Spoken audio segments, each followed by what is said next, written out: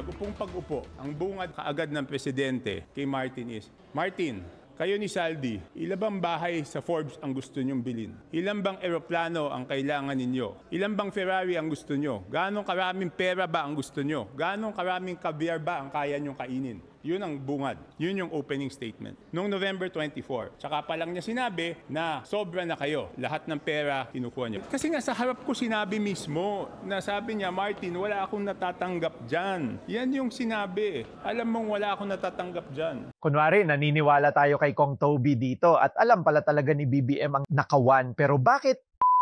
Is the former speaker included in the list, sir?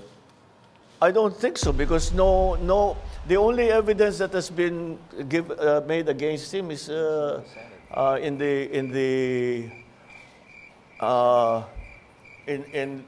Senate.